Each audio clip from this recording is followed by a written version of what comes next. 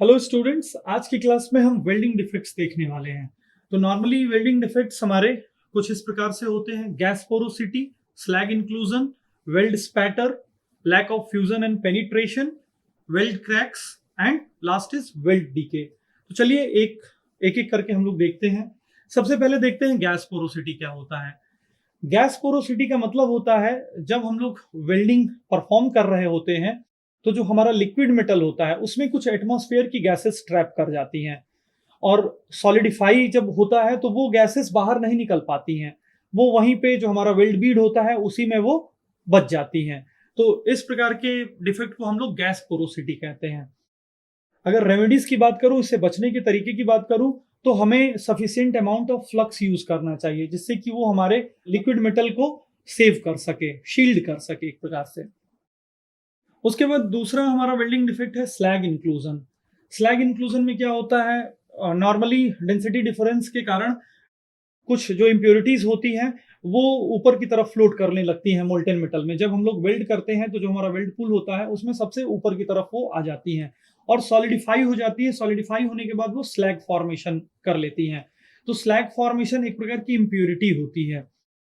उसके रह जाने से वो लो डेंसिटी मटेरियल हमारे वेल्ड बीड में रह जाता है जिससे कि हमारे वेल्ड की स्ट्रेंथ कम हो जाती है।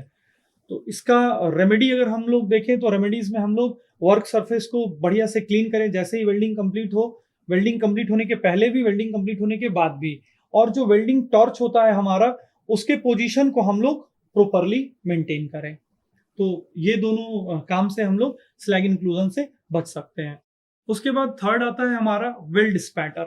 वेल्ड स्पैटर का मतलब होता है कि जब हम वेल्डिंग कर रहे होते हैं तो आर्क ब्लो के कारण, जैसे आर्क ब्लो का मतलब होता है कि जो आर्क है अपने डिफाइंड रास्ते से अपने डिफाइंड डायरेक्शन को बदल देता है। तो आर्क ब्लो के कारण कई बार क्या होता है कि स्प्लैशिंग हो जाती है। स्प्लैशिंग का मतलब होता है कि जो हमारा आर्क होता है वो जब वेल्ड करता है तो वहां से कुछ छींटे हमारे बेस प्लेट पे भी फैल जाते हैं, जिसके कारण वो सरफेस जो होता है हमारा बेस प्लेट का या जो वेल्डिंग का वो रफ हो जाता है। तो इस प्रकार के डिफेक्ट को हम लोग वेल्ड स्पैटर कहते हैं। वेल्ड स्पैटर से बचने के लिए sufficient amount of heat input देना होता है और आर्क ब्लो को कोशिश करना होता है कि कम से कम हो।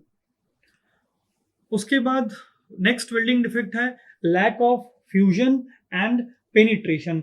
लैक ऑफ फ्यूजन और पेनिट्रेशन का मतलब होता है कि जो हमारा वेल्डिंग है वो पूरी तरह से हमारे वेल्ड जो मेटल प्लेट्स हैं उसके अंदर तक पेनिट्रेट नहीं कर पाया है।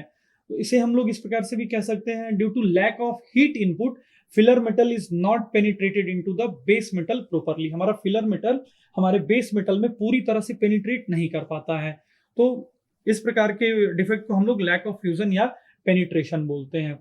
अगर हमें रेमेडीज देखनी है लैक ऑफ फ्यूजन और पेनिट्रेशन की, तो हम लोग sufficient amount of heat input हमें देना होता है, या वेल्डिंग स्पीड जो होती है वो ऑप्टिमम रखनी होती है। तो हम लोग लैक ऑफ फ्यूजन या पेनिट्रेशन टाइप के वेल्डिंग डिफेक्ट से बच सकते हैं। उसके बाद नेक्स्ट डिफेक्ट है हमारा वेल्ड क्रैक्स। तो नॉर्मली वेल्ड क्रैक्स में क्या होता है, नॉन यूनिफॉर्म कूलिंग और नॉन यूनिफॉर्म हीटिंग के कारण उसमें रेसिडुअल या इंटरनल स्ट्रेसेस डेवलप हो जाती हैं। जो कई बार क्या होता है कि जो इंटरनल स्ट्रेसेस होती हैं उसके कारण जो वेल्ड बीड बनता है उसका स्ट्रेंथ हमारे बेस मेटल से ज्यादा होता है। इसके कारण क्रैक्स वहां पे डेवलप हो जाती हैं। इस प्रकार के डिफेक्ट को हम लोग वेल्ड क्रैक्स बोलते हैं। इससे बचने के लिए जो हमारा मेटल प्लेट होता है जिसकी वेल्डिंग करनी होती है उसे हम लोग प्री हीटिंग भी करते हैं और पोस्ट हीटिंग भी करते हैं। कई बार क्या होता है कि हाइड्रोजन इम्प्योरिटी हमारे लिक्विड मेटल में चली जाती है, क्योंकि जब लिक्विड स्टेट में हमारा मोल्टेन मेटल होता है तो हाइड्रोजन की काफी इंटेंसिटी ज्यादा होती है लिक्विड मेटल से रिएक्ट करने की। सबसे ज्यादा ये केस एल्यूमिनियम के साथ होता है।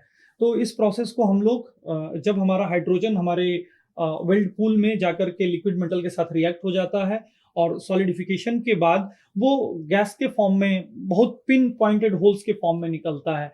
तो इसे हम लोग वेल्ड क्रैक्स भी बोलते हैं और इस प्रोसेस को हम लोग हाइड्रोजन एम्ब्रिटलमेंट भी बोलते हैं। रेमेडीज प्री हीटिंग और पोस्ट हीटिंग है। इसके बाद लास्ट वेल्डिंग डिफेक्ट है हमारा वेल्ड डीके। तो नॉर्मली वेल्ड डीके में क्या होता है, ये हमारा स्टेनलेस स्टील के केस में होता है। जब बहुत तेजी से कूलिंग होती है तो जो हमारे स्टेनलेस स्टील में क्रोमियम हम लोग ऐड किए रहते हैं जिससे कोरोजन रेजिस्टेंस इंप्रूव होता है, तो क्रोमियम नॉर्मली CrC2 बना लेता है, कन्वर्ट हो जाता है हमारा क्रोमियम CrC2 में, जिसके कारण क्रोमियम की कमी होने के कारण कोरोजन के चांसेस बहुत ज्यादा बढ़ जाते हैं। तो ऐसे डिफेक्ट को हम लोग वेल्ड डीके बोलते हैं। तो आज हम लोगों ने 6 प्रकार के वेल्डिंग डिफेक्ट्स देखे। वेल्डिंग डिफेक्ट्स कैसे होता है ये देखा हम लोगों ने, और उसकी रेमेडीज देखे, कैसे हम लोग उस वेल्डिंग डिफेक्ट से बच सकते हैं। So that's all for today's class. Thank you.